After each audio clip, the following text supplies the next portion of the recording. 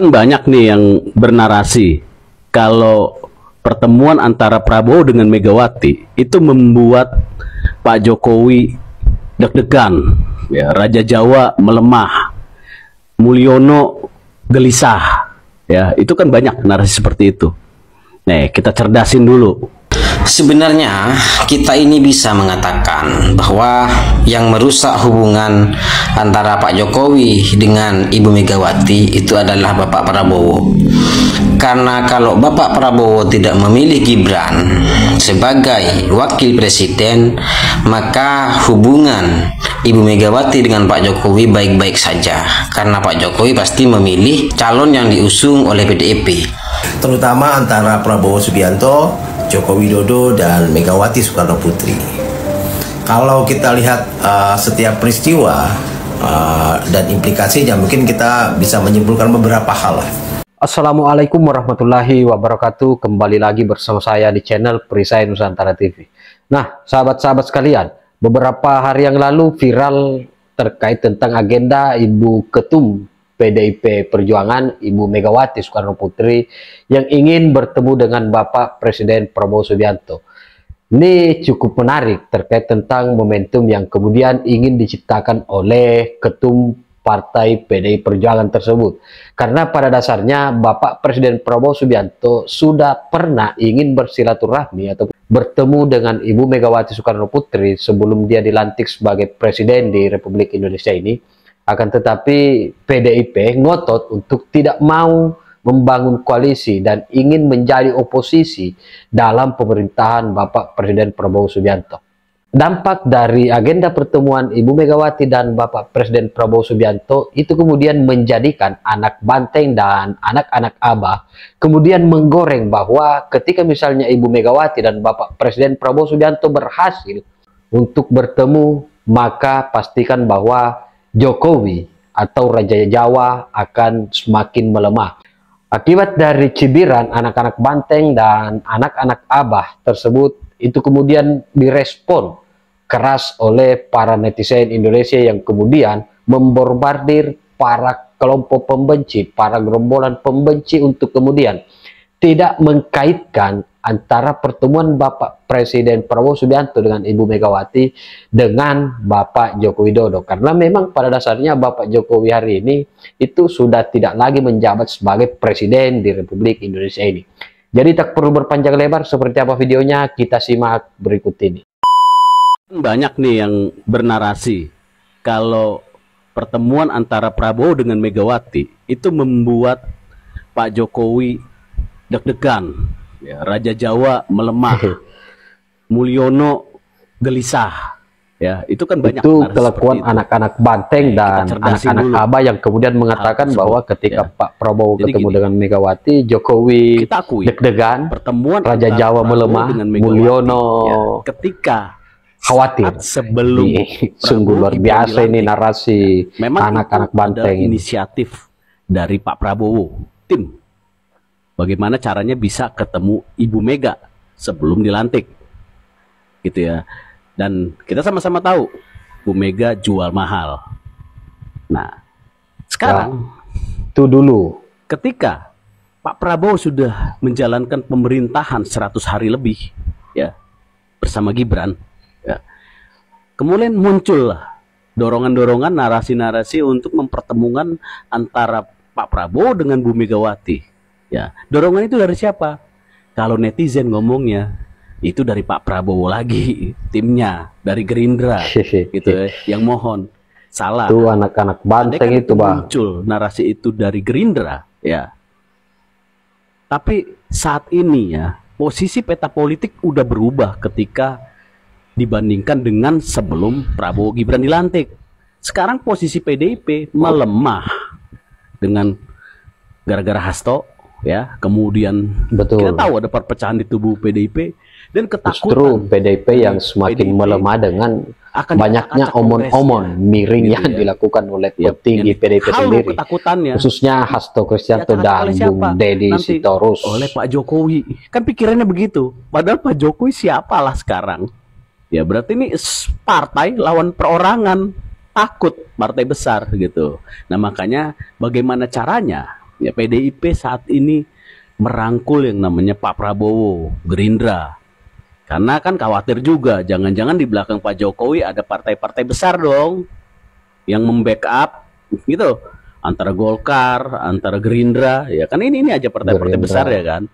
Nah, dengan harapan ketika PDI merangkul Pak Prabowo, ya kasus Hasto jadi ya you know lah. Tapi kita tahu kenapa sih Harun Masiku itu seksi banget. Bukan karena penyuapan yang nilainya cuma ratusan juta itu, karena ketika itu dibongkar itu bisa ke kasus BLBI yang akan menyeret orang-orang besar PDIP, bahkan ketua umumnya. Cukup ngeri juga ya kasus Harun Masiku. Mereka itu hubungan pribadi mereka tuh baik. Yang bikin kacau ini kan Jokowi. Ini Opung Pandana Baban ini itu kan nggak tobat-tobat. Saya ke Prabowo gitu loh. Udah bau tanah masih sering melakukan framing buruk terhadap Bapak Joko Widodo. Biar maju gitu loh. Tapi kuncinya Jokowi tidak terbuka, tidak jujur mengatakan bahwa dia beralih dari Ganjar ke Prabowo. Itu cikal bakalnya. Sebenarnya kita ini bisa mengatakan bahwa yang merusak hubungan antara Pak Jokowi dengan Ibu Megawati itu adalah Bapak Prabowo. Karena kalau Bapak Prabowo tidak memilih Gibran sebagai wakil presiden, maka hubungan Ibu Megawati dengan Pak Jokowi baik-baik saja, karena Pak Jokowi pasti memilih calon yang diusung oleh PDIP. Itu tafsir pertama. Tafsir kedua, kita bisa mengatakan begini, yang merusak hubungan antara Pak Jokowi dengan Ibu Megawati itu adalah Pak Ganjar. Karena andaikan Pak Ganjar mau menerima usulan, menerima opsi pertama dari Pak Jokowi bahwa Ganjar harus menjadi wakil presiden dari Prabowo, maka hubungan baik antara Ibu Megawati dengan Pak Jokowi baik-baik saja. Itu tafsir kedua. Tafsir ketiga, kita bisa mengatakan bahwa Ibu Megawati hendak atau ingin merusak hubungan baik antara Pak Prabowo dengan Pak Jokowi yang selama ini sudah terjalin sangat baik. Tapi semua yang saya katakan ini tafsir demi tafsir, Pak, yang kebenarannya belum tentu jelas. Jadi sebenarnya citra dari seorang tokoh itu bisa dirusak hanya gara-gara tafsir. Saya tidak bisa menyalahkan orang yang menafsirkan, tetapi yang ingin saya tekankan di sini bahwa tafsir itu belum tentu benar, Pak. Tafsir itu sifatnya subjektif dan itu belum tentu merupakan kebenaran objektif. Halo guys, sepertinya menarik ya kalau kita lihat dinamika politik yang kompleks di Indonesia ini ya, yang terjadi belakangan ini, terutama antara Prabowo Subianto, Joko Widodo, dan Megawati Soekarno Putri. Kalau kita lihat setiap peristiwa dan implikasinya, mungkin kita bisa menyimpulkan beberapa hal. Seperti misalnya kalau kita lihat kronologis kejadian sejak tanggal 7 Januari. Nah, tanggal 7 Januari, Prabowo mengatakan akan mengevaluasi proyek-proyek strategis era Jokowi, seperti Ibu Kota Negara, IKN, ya, dan proyek strategis nasional atau PSNPIK 2. Nah, pernyataan ini menciptakan gelombang ketidakpastian di kalangan investor dan juga publik. Mengingat proyek-proyek tersebut merupakan bagian penting dari agenda pembangunan Jokowi ya. Nah, saya rasa langkah Prabowo ini bisa dilihat sebagai sinyal bahwa dia ingin mengambil jarak lah dari kebijakan Jokowi, atau mungkin sebagai upaya untuk menegaskan otoritasnya di posisi baru. Ya, tapi ini juga bisa menjadi ya semacam strategi lah untuk menunjukkan bahwa pemerintahannya akan lebih selektif dan efisien dalam mengelola proyek gitu ya. Nah, lalu kita lihat soal pertemuan Prabowo dan Megawati, rencana pertemuan ini. Jadi tanggal 10 sampai 11 Januari terjadi nih pertemuan antara Puan Maharani, PDIP, dan Prabowo, serta konfirmasi positif dari kedua belah pihak nih, dari Gerindra dan PDIP.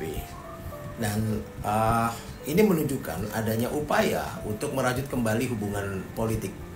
Dan ini menandakan bahwa meskipun ada perbedaan ideologis, kedua partai ini mungkin bisa saja mencari titik temu demi stabilitas politik.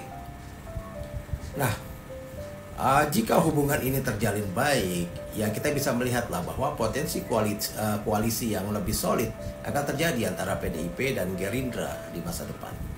Dan ini bisa menguntungkan kedua belah pihak dalam menghadapi tantangan politik yang ada. Nah, lalu bagaimana dengan respon Jokowi? Nah, soal evaluasi proyek lah misalnya. Tanggal 14 Januari, Jokowi merespon rencana Prabowo dengan sikap terbuka dan mengatakan bahwa ya evaluasi adalah hal yang baik, dan ini menunjukkan bahwa seolah Jokowi tidak merasa terancam oleh langkah Prabowo. Ya, tapi lebih sebagai kesempatan untuk memperbaiki dan mengevaluasi kebijakan yang ada.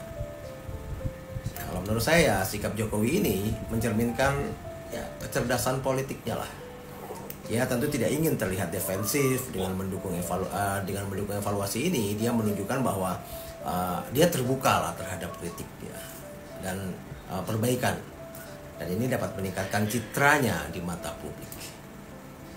Nah, lalu soal pertemuan Jokowi dengan Sri Sultan, jadi tanggal 15 Januari terjadi pertemuan antara mereka, dan pertemuan ini diduga membahas geopolitik dan rencana pertemuan antara Prabowo dan Megawati. Nah, hal ini menunjukkan bahwa Jokowi tetap terlihat aktif dalam pengambilan keputusan strategis meskipun masa jabatannya telah habis ya. Nah, jika Jokowi berhasil ya membangun aliansi dengan tokoh-tokoh penting seperti Sri Sultan ini, ya tentunya dia dapat mempertahankanlah pengaruhnya dalam politik Indonesia meskipun tidak lagi menjabat sebagai presiden kita. Jadi kalau kita lihat apa sih kemungkinan ke depan gitu, saya rasa ada beberapa hal yang dalam tanda kutip bisa menjadi ketakutan kita ya. Ini terkait soal ketidakpastian evaluasi proyek-proyek strategis ini, dan ini dapat memicu kekhawatiran di kalangan investor gitu ya, dan masyarakat umum mengenai arah kebijakan ekonomi ke depan. Selain itu, akan terjadi potensi perpecahan dalam koalisi pemerintahan. Nah, ini juga bisa menjadi ancaman bagi stabilitas politik. Nah, tapi lebih dari itu, mungkin ya kita bisa melihat bahwa Prabowo tampaknya sedang merancang strategi untuk memperkuat posisinya sebagai pemimpin baru gitu, dengan menegaskan kontrol atas kebijakan-kebijakan pembangunan ini.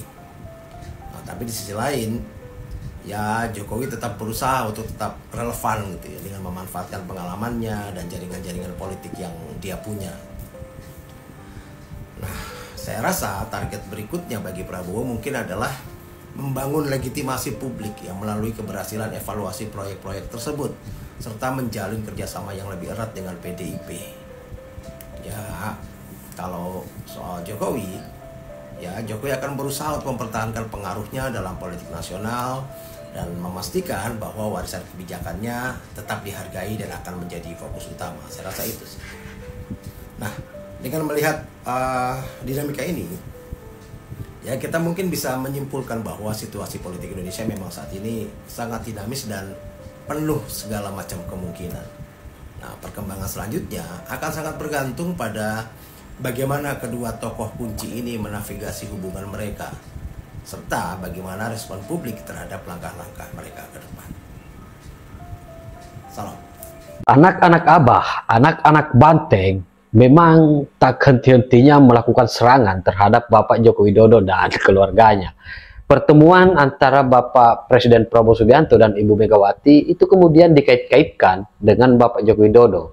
Jokowi dianggap deg-degan lah, Raja Jawa dianggap melemah lah, Mulyono dianggap khawatir lah. Sebenarnya tidak ada urusan Pak Jokowi kalau misalnya Ibu Megawati ingin bertemu dengan Bapak Presiden Prabowo Subianto. Justru yang kemudian menjadi pertanyaan kita, apakah ada udang di balik batu? Apakah ada maksud yang terselubung di balik pertemuan ataupun di balik agenda pertemuan Ibu Megawati dengan Bapak Presiden Prabowo Subianto?